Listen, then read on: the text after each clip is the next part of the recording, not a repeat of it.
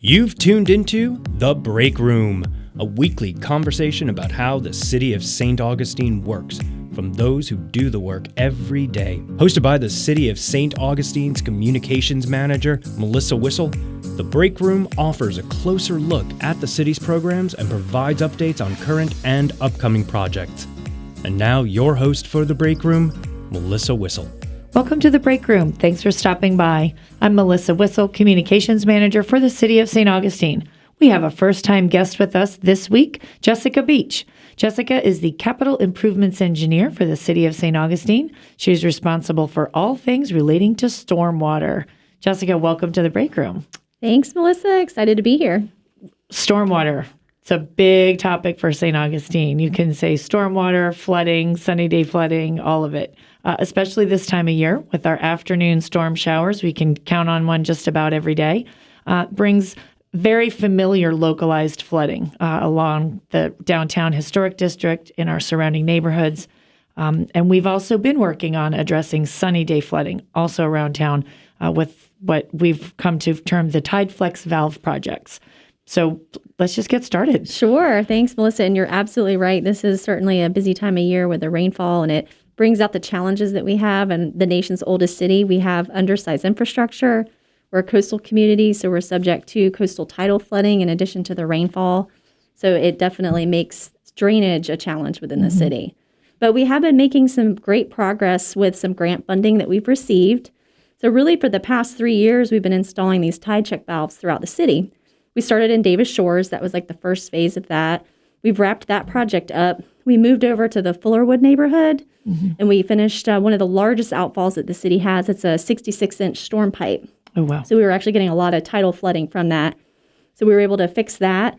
And then we just wrapped up a grant from the Florida Department of Environmental Protection through their Resilient Coastline program.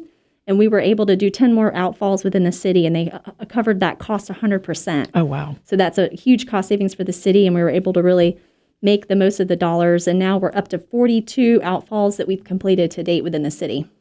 And we have a total of...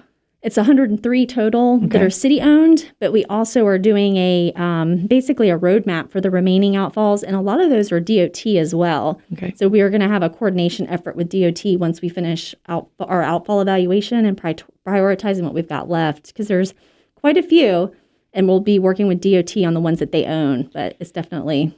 The outfalls, the whole idea of this TideFlex, tide flow, was really something that you don't think about. When we started talking about this, as you said, 3 years ago, we did a huge information campaign. Explain a little bit, since we don't have the capability of showing everyone a video here. We do have it on our website, but talk a little bit about how those TideFlex valves actually work. And they're a great solution for one type of problem, but it's not the perfect solution. Right. And so you're right, Melissa. We did a big educational component to that, trying to educate people how they work, because they basically allow the water to flow out one way. So we were putting these in our storm pipes, and those all collect the water from the city and drain to the intercoastal way in most cases. So when we put the valves in, they stay closed until the tide's low. The valve can open and release some of that rainwater. So it's a one-way valve, and it does a great job at keeping the tides and salt water out of the streets, which definitely, you've got cars driving through that. It eats up the road. So there's a lot of benefits to getting the salt water off the road. So a lot of the neighborhoods, you mentioned South Davis Shores, North Davis Shores, even McCarris. So where it would be a kind of a confluence of water, no pun intended, but tide would be up real high, so the draining couldn't go out. But once that tide would go down, any of that rainwater just goes out, and it keeps the backwash, basically, the backflow. Exactly. And we do have to remind residents that they could still see flooding in the streets, but it's fresh water as opposed to salt water. Because if it rains during a high tide, the rainwater does get trapped in the system until as you had just mentioned, that it can lower, and then it can open up and drain the water out. So if anybody wants to see what this looks like, they can go to our website and search for the TideFlex valve video, and they can see what that looks like. Exactly. And we have it's an older presentation, but there's some really good content in there when we first kicked off the Davis Shores program with the tide check valves, and you could see city staff. I mean, these are not easy installations, but we've been really able to do a huge cost savings for the city by self-performing and installing these without having to contract out, which definitely drives up the costs. So. Great. So we'll continue to see that. What else you have going on? Oh, there's never a dull moment in stormwater. So we had mentioned just wrapping up that valve project with the DEP grant. Another project that's substantially complete that we're wrapping up is over in Lincolnville. And so residents on South and DeHaven Street from Martin Luther King Avenue down to Riberia, that segment, we just recently installed new storm drainage. There has not been any storm drainage there previously. So we put in new storm drainage and we did some other utility improvements. And we just finished resurfacing the roads. So that's a huge benefit to the residents in that neighborhood. And so that was another grant-funded project. We actually had 2 different grants plus some funding from the LCRA to help us pay for that project. So lots of good work going on. Yes. Let me just take a minute here, let folks know that they have tuned in and listening to The Break Room. I'm Melissa Whistle, Communications Manager for the City of St. Augustine. Today, we are visiting with Jessica Beach. Jessica is our Capital Improvements Engineer. There was another big project that was also happening in South Davis Shores. I'm hoping that Davis Shores is going to start getting some relief now and be able to enjoy all these improvements. Tell us about the latest, Sure. what we're currently calling Coquina Park. Yes, and so that's a big accomplishment for the city where it's a flood protection project, which most people may not realize or recognize.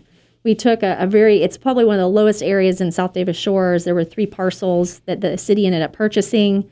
We removed the historic structure on that, and then we raised the elevation on that site up to elevation 7. It's really high now. You can actually visually see what that elevation should be, and we've been able to tie in on both sides to kind of help shore that low spot up. And it's been holding up really well for the past nor'easter kind of high tides that we've been monitoring. And also our Hurricane Isaias that had just kind of blown through a little bit. We didn't get much rain and much effect from that, but we were carefully watching that storm during the tides, right, to make sure that the project is working. So, and tell me a little bit about the ditch, the significance of clearing out that ditch. So the Coquina Ditch, it traverses kind of north and south sort of through that. So the tides back up into that. And over the years, it's gotten overgrown. And so the city made a big push to get that cleaned out to help facilitate the drainage. And then we were also working on the park improvements as well, raising the elevation, which was huge, and then kind of shoring up and stabilizing that. So now it serves as a recreational park, too, for the neighborhood. So great. Adding to our inventory of green space in the Yes, city, exactly. which is really nice. We don't have a lot of it. Exactly. And so whenever you can do that, because that, it's less impervious being constructed, so that helps reduce runoff and things like that from stormwater. And also within South Davis Shores, it was nearby the park, but not directly connected to the park. But we also did some major pipe rehabilitation. So we had a contractor come out and put some lining in the pipes, and then we were installing valves as well to kind of finish up the past couple more spots in the south area. So lots and lots going on. And I know there's another area downtown that gets lots of flooding. Doesn't seem to matter whether it's a storm or a tide, and that's the area actually right there around City Hall. I don't know about you, but I keep a pair of boots in my office and in my car. That's exactly. Because if I'm in my car, I don't know if I can get in, or if I'm in my office, I might need to get to my car. But there's a big project coming up. There is. Tell us about that. Sure. Most people have probably heard about the Lake Maria Sanchez Flood Drainage Improvement Project, and it's being funded through FEMA, and it was one of the hazard mitigation grants that we got under Hurricane Matthew. And so we're in the design phase right now, so you won't see a lot of action or activity, but we're basically getting to a point where we'll be able to unveil to the public what we think the project's going to look like and start soliciting that public input on the project. Okay. That'll help drive our final design. And so we hope to finish up design this time next year, and then start construction in 2022. So when you talk about a project like this, I remember when this first came up, you just mentioned it's FEMA funding money from Matthew. Yes. And I remember when it first came out, we're going to get all this money. And we're waiting and we're waiting. These things don't happen overnight. No, these are complicated, large capital improvement projects. And it's, the design alone can take a year or two at least. And then you have permitting that's part of that. And then the construction. And so these are massive projects. And there's one of the largest projects that we've taken on from a stormwater perspective. But we have first time we're doing a stormwater pump station. flood walls. We're doing like over 20, I think it's 27 tide check valves just alone for the project. For that project by For itself. that project alone, because it's going to serve about 200 acres of the core of the nation's oldest city to help protect it. So it's not just that Lake Maria Sanchez. It's not just the pond down there that collects water. It's that whole downtown footprint. Exactly. And you have to look at the maps to kind of Sure. recognize what's going to benefit from that. But yes, it's a much larger project that's going to help benefit the city. And it's going to be everything, like you just mentioned, the pump itself. Is it going to change what Lake Maria Sanchez looks like? And you also have to do things like underground Yes. with that. And then you don't know what you're going to get. Yes, when you there's start always digging. unknowns. Yes, and especially in our nation's oldest city. So we will be tearing up a lot of roads right around City Hall because we're putting in massive storm infrastructure underground that people won't really see, but we have to size it big enough to handle these storm events so we can move the water out towards the lake, and then that pump would kick on and move the water out beyond that. So it's going to change a little bit of the look and feel down there, and we're hoping to get these renderings completed soon and start getting that public input on it before we wrap up kind of the final design. The benefit of something like this, though, I think, too, is that, like you were just mentioning, renderings and public input, it really starts to give a vision of what that space will look like. And generally, they come out looking prettier, a little more landscaping, a little... Yes. Depending. Right. That's the intent for sure. And so that we've got some different options that we've been looking at to help kind of improve it, hide some of the infrastructure as best as we can. But you need the infrastructure for the project to work. And so it's a balancing act for sure. And one other thing about Lake Maria Sanchez, and I didn't know this initially either, that whole part of downtown is actually built on a fill. It's not really... which is part of why we always have this flooding. It's part of the creek. It's the old nature wetland wanting system. to come back to where it was originally. That's exactly right. It's been interesting to see some of the historic maps that we've seen when we did part of our historic review on it. It used to be marsh, and so yes, we're kind of fighting nature to a certain extent, but it's going to provide a fairly high level of protection for the residents, businesses, City Hall, Flagler College, a number of entities within the area. So. There's a lot going on in Lincolnville. We've got sidewalk projects. We did a sidewalk previously. We're in the middle of another sidewalk project right now, Lake Maria Sanchez. It's going to be a quite improved part of town. It will be. And we do have to, forewarn the residents, like any good construction project, it is disruptive for a period of time, and then we're done, and then you can enjoy the benefits of that. So there's definitely plenty coming down the line. And you've got a dedicated part of the website, actually, for the Lake Maria Sanchez project. So there are some pictures, and folks can go there when we start uploading. Exactly. We have some information there already. We did kind of an initial public information meeting back in October of almost a year ago. And so we have like the presentation, a fact sheet about the project.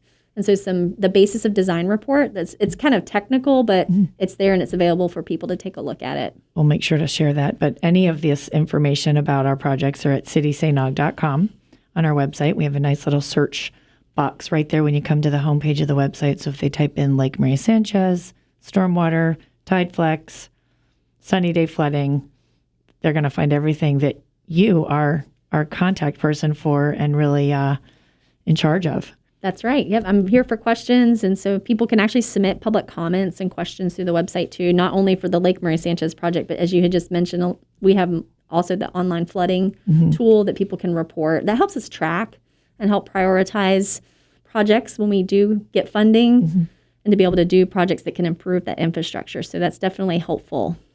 From the homepage of the website, you can go to How Can I, and I think it's Report Flooding is actually a link on the menus. And as you also mentioned, you can submit a form, a work form. If somebody sees something that's wrong, they can also submit something with sidewalks or flooding and that sort of thing. So exactly, and uploading pictures, which is really helpful for the flooding from our perspective, because that helps us get kind of a sense for what's been going on, and we can help to try to troubleshoot. Sometimes it's a simple operation and maintenance that can be done. In a lot of cases, though, it's a much larger project where we're having to rip up roads and replace infrastructure, and that becomes a much larger project.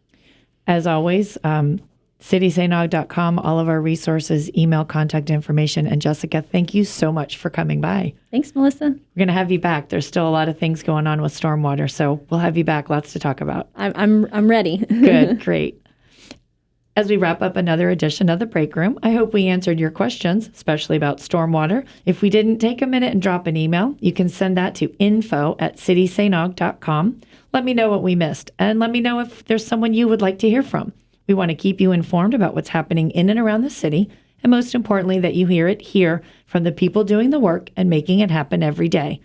Remember that in order to stay connected, you need to be connected. So like us and follow us on any of our social media platforms. You'll find us on Facebook, Twitter, and Instagram at City St. Aug. Thanks for tuning in. You've been listening to The Break Room, a weekly program about projects and programs offered by the City of St. Augustine. We hope you'll join us each week as host Melissa Whistle and her guests have a conversation that helps you better understand how our city works to meet the needs of our community. See you next time on The Break Room.